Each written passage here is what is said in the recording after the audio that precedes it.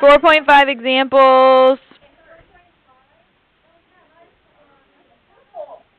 Alright, simplify the expression. Square root of 192. If y'all are going to talk, we can have a quiz right now, and then the 6 people that did their notes are going to know what to do. So I would recommend, because most of you didn't do them, that you be quiet until I ask a question. Okay? Alright, so simplifying the expression. Okay, you have this radical, and we want to simplify it. Do you know off the top of your head what the square root of 192 is? No. Okay, so so we want to simplify it down, okay? So we're going to make a factor tree. Okay, they're coming back. So what is something I can pull out of 192? Yep, 2. And what does that leave me with? 96. Okay, now I need to break up 96. What's something I can pull out of it? 3. What does that leave me with? 32. I can break down 32 into what? 4 and 8.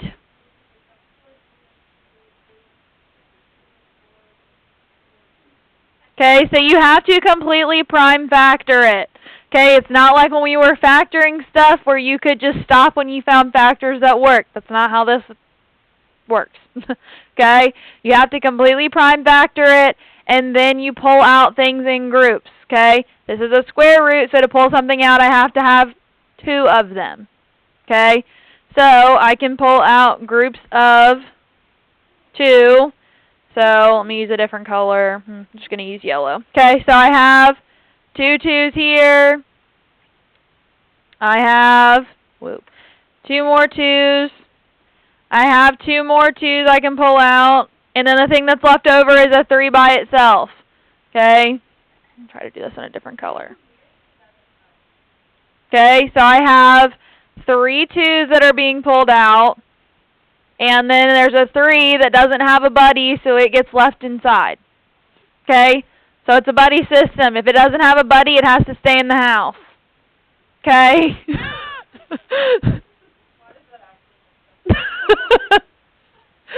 Okay, so I can pull out 3 2s. So 2 times 2 times 2.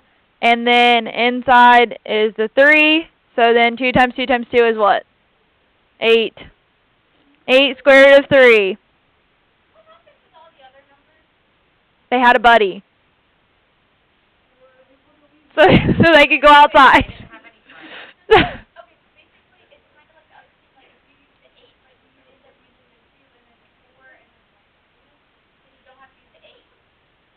Yeah, you're using what's at the bottom, the prime factors. That makes sense.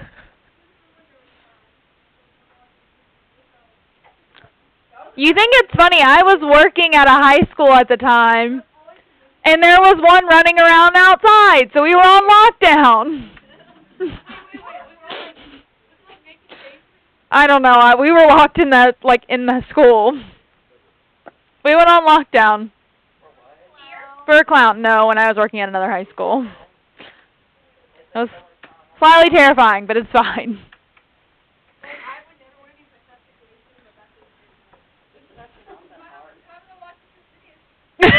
She's going to be like, what?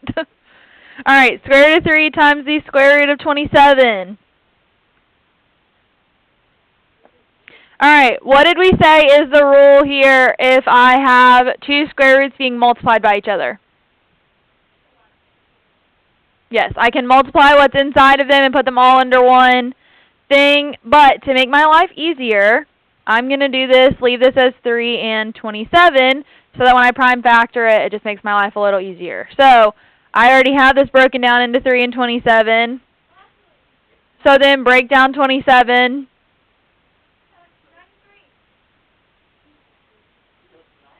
So I have buddy, so I can pull out 2 3s. Nothing left inside. Everybody had a buddy.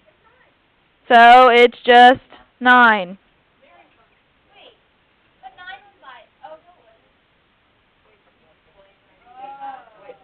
Yeah, so I had a buddy system here, so I pull out 1 3. I had another buddy here, so I pull out 2 3s. 3 times 3 is 9. And there's nothing left inside because there was nobody that didn't have a buddy.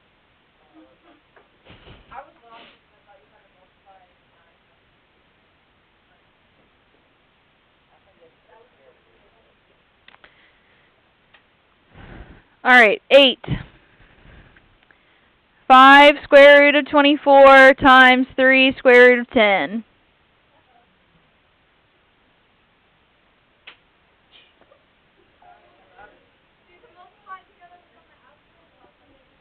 So I would have 15 times the square root of 24 times 10. I would leave them separated. There's no point in rewriting that as 240 to have to break it down again. So then I need to do factoring of 24 and 10. So what does 24 break up into? 6 and 4.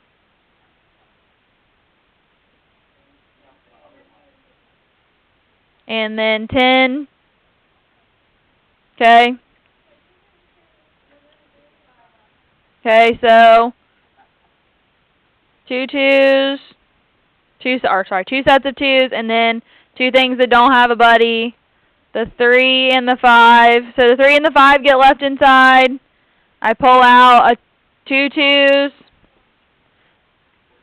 So that's going to be 15 times 2 times 2. The square root of 15. 15 times 4 is what?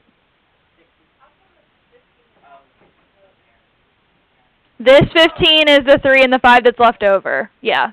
So those are the 2 things that didn't have a buddy, the 3 and the 5, so they get left inside.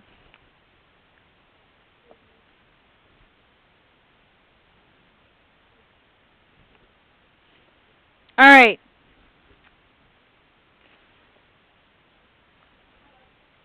Let's see.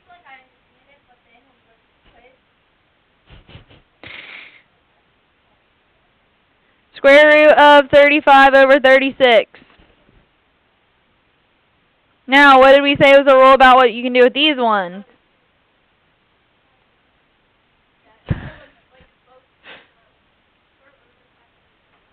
Yep, so I can rewrite this as the square root of 35 over the square root of 36. Now, do we know what the square root of 36 is? 6. So we don't have to do anything with that one. So we have the square root of 35 over 6. Yep, 35 only breaks up into 7 and 5. No buddies, so left there.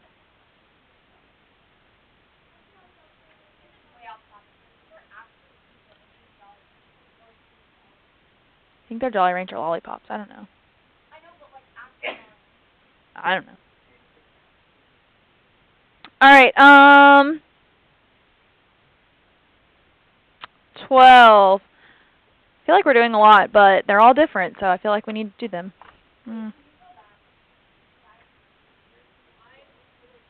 To what?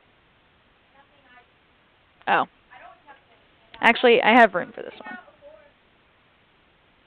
Huh?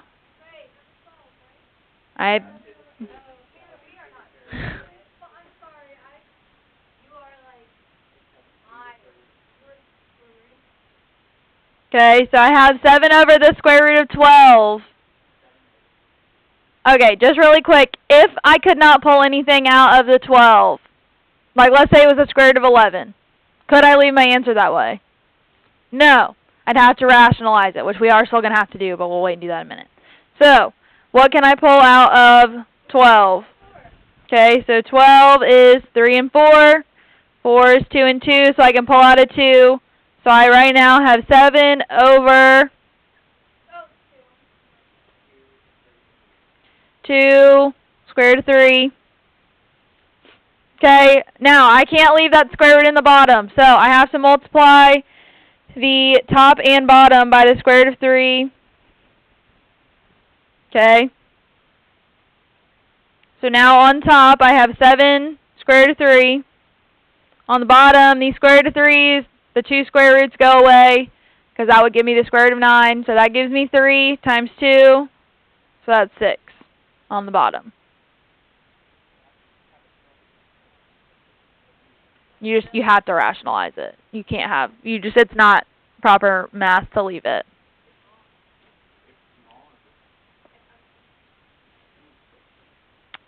Alright, yeah, we're going to do one more of those. Alright, anybody still need this page before I take it away? Alright, 14.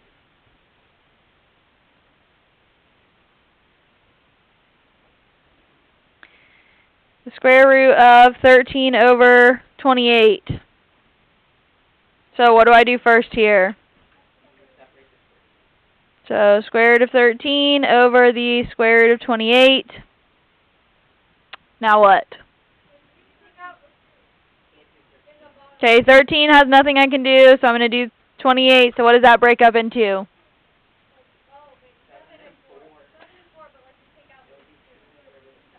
Okay, so on the bottom, I have the buddy. The 2 comes out. 7 left inside. What? Somebody said something.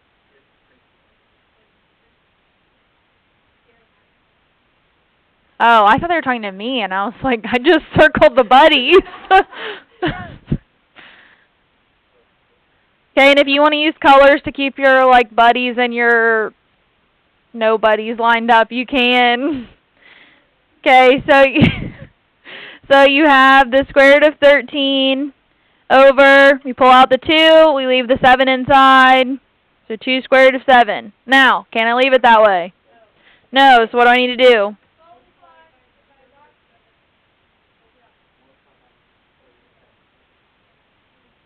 Okay, so then what does that give me on top?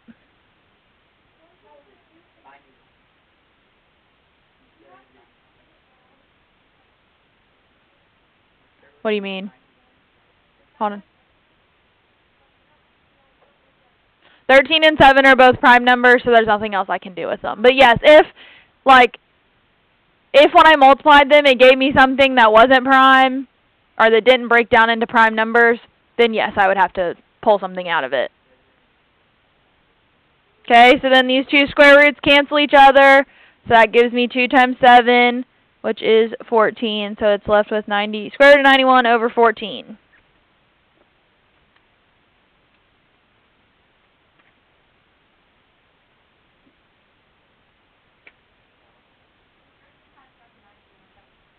Yes.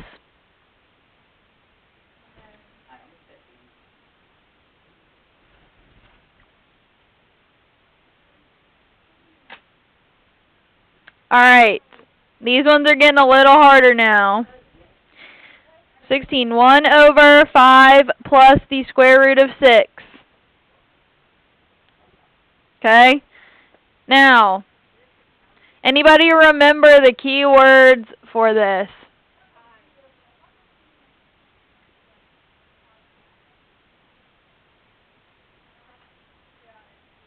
What is that called? What is that called? Maddie knows what to do. I'm just asking if anybody knows the name of it. Conjugate.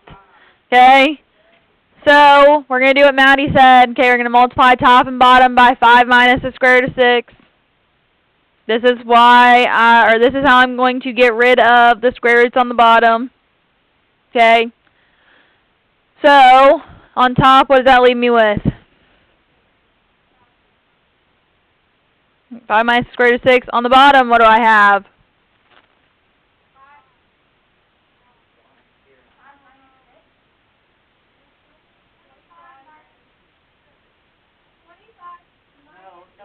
Got a FOIL.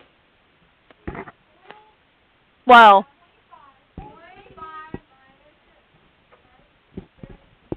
I want all the steps written down because the people that didn't watch the notes, I want them to know what's going on.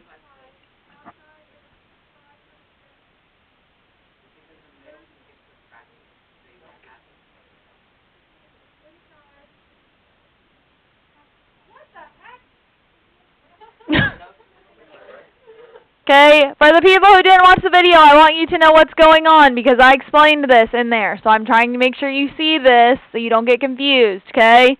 This is the special type, okay, of factoring, okay, that's basically the reverse of it. So these middle terms cancel. So yes, it is 25 minus 6, but I was trying to get you to see what was going on, okay?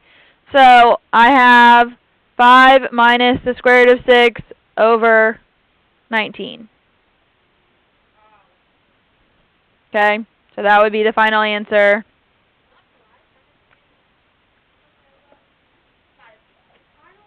Alright, I would like you guys to try this one.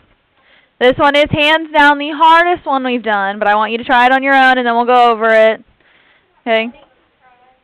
3 plus the square root of 7, I hope not, over 2 minus the square root of 10. So everybody should be doing this on paper. Okay, well, you better get some paper out because... And you need to start bringing your own paper to class, or I'm going to start giving you demerits for not being prepared for class. Because you shouldn't be asking somebody every day for paper.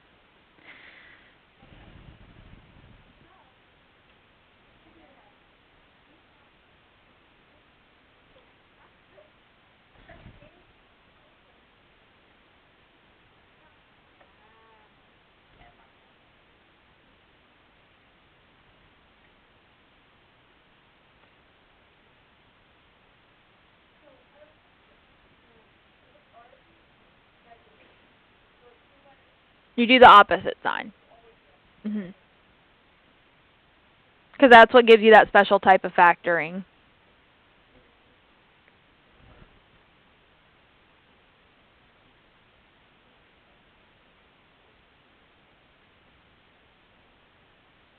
Well, I would technically be foiling the top and bottom, but it was just a 1 on the top last time, so I just rewrote it.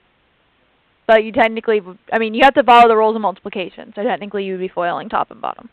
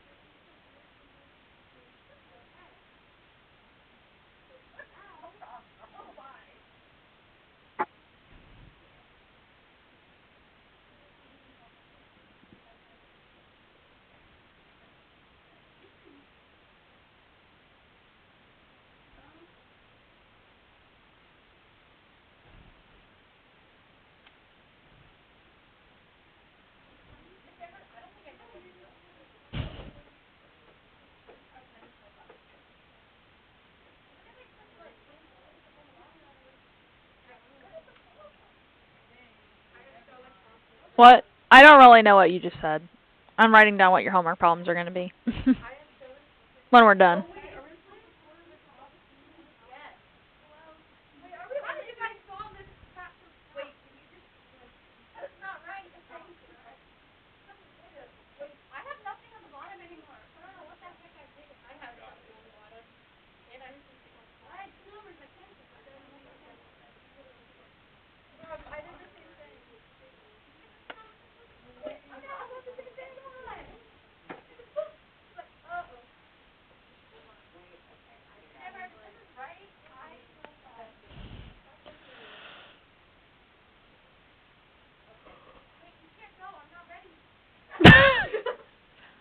I'll give you like 30 more seconds.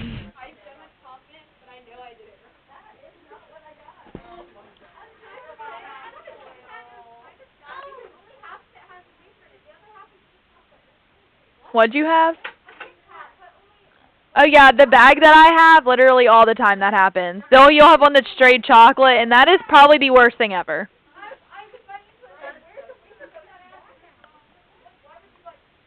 I know, if you don't want the wafer in it. Alright, what do we get?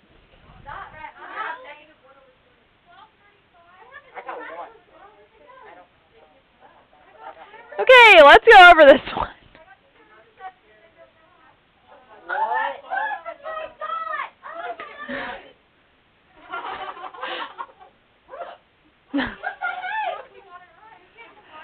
No. When adding and subtracting, they have to have the same square root value. Okay, so if I had two that had the square root of 7 on them, I could add them together on the outside. The inside, the inside has to stay the same. Basically, you treat radicals as like terms when adding and subtracting.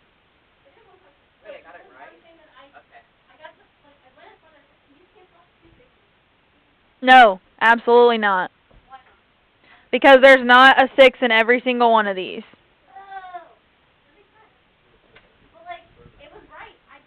Okay? So on the top, you should have FOILed. So 3 times 2, 3 times the square root of 10, 2 times the square root of 7, square root of 7 times the square root of 10. Okay, to give you 6 plus 3 root 10 plus 2 root 7 plus the square root of 70. None of those radicals could be simplified. None of them are the same. So you can't combine them. And then on the bottom, you have the special type, so it would give you 4 minus 10, which is negative 6. Now, the way the book writes these is they flipped them all, pulled the negative out front, and then wrote square root of 70 plus 2 square root of 7 plus 3 square root of 10 plus 6k. I don't care what order you write them in. I mean, just leave them in the order you have them. They don't need to be, like, changed or whatever. So if your answer doesn't look identical to the back, but it would be equivalent, it's fine. Okay? Because if you're checking your answers, then it may not look exactly the same. But alright, so we have one more type of thing we need to look at. We'll do a couple of problems of those. But we need to look at actually solving equations. Okay? So, starting with something easy. 22s squared is equal to 169. So I need to take the square root of both sides. Wrong. Plus or minus 13. Yes, okay, if you take the square root, it is plus or minus, okay? And you cannot write it like this. Your book writes it that way. Wrong. Do not do that. I will take a point off.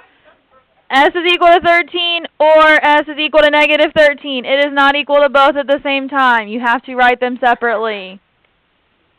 Okay?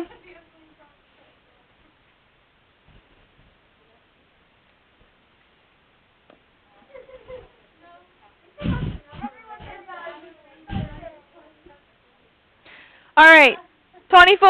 Let's see if y'all can do this one. Alright, x squared is equal to 84.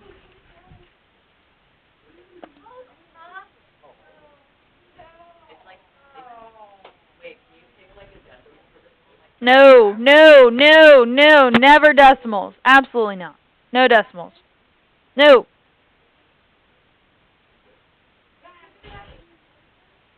So I'm taking the square root, okay? Just for you to remember, you can write the plus or minus in front, but when you write your final answer, you have to write them separately. Okay?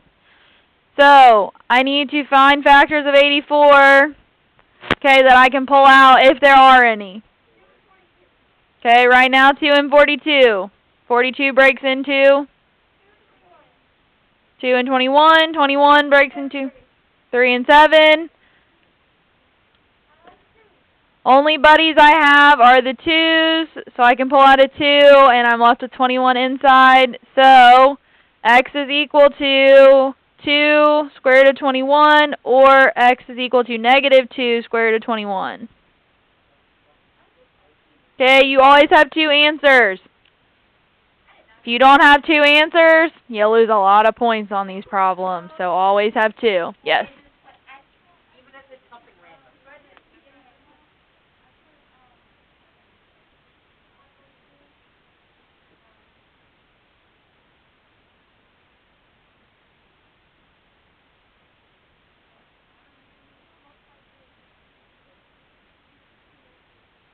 Yeah, 6 would do 2 and 3, and then you would...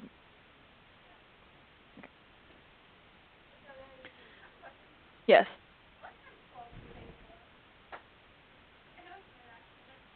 Seven. Alright. 2 more, and then I'm giving you guys problems to do. They shouldn't take you too long, but I'm still trying to give you a decent amount of time.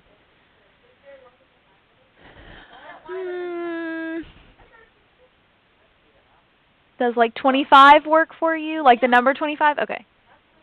Alright, 28.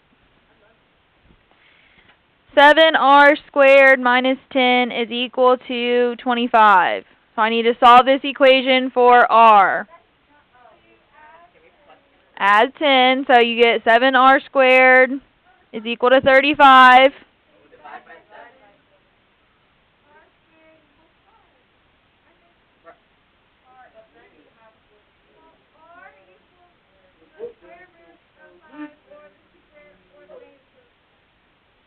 Yes, okay, so you take the square root of both sides, that gives you two answers. So r is equal to the square root of 5, or r is equal to negative square root of 5. You guys are probably going to think I'm crazy always saying two answers, two answers, two answers, but I promise no matter how many times I say it, there will be at least one of you that does not do that. If everybody in the class does it, maybe I'll give a bonus point, because that's never happened before.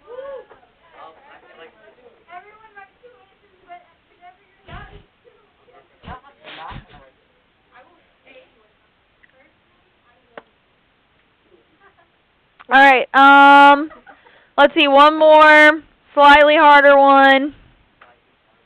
Alright, 32. 7 times x minus 4 squared minus 18 is equal to 10. Alright, so I need to solve for x. So, how do I get x by itself? What do I need to do first? No. No. Add 18. 7 times x minus 4 squared is equal to 28. Divide by 7. I need x by itself. I don't need to add stuff to it. Now what? No. Take the square root of both sides. So what does that give me?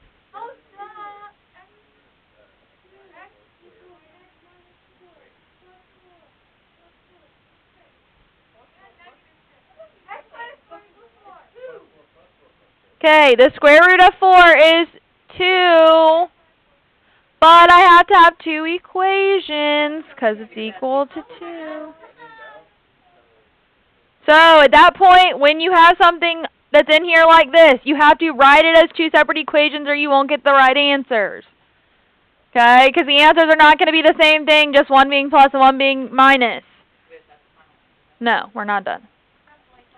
So now, get x by itself over here. What do I do? Add 4. So x is equal to 6. Okay, so this is one where you can't just write x is 2 or x is equal to negative 2. Okay, that's why you have to split it into two separate equations when you get to that point. Okay, because otherwise it will not give you the right thing. Cool?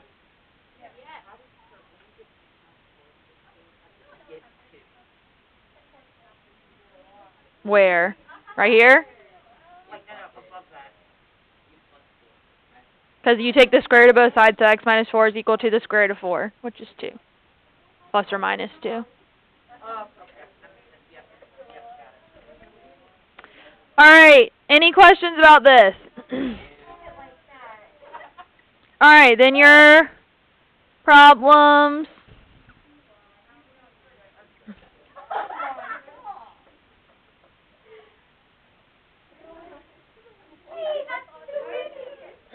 These problems should take you like 10 minutes.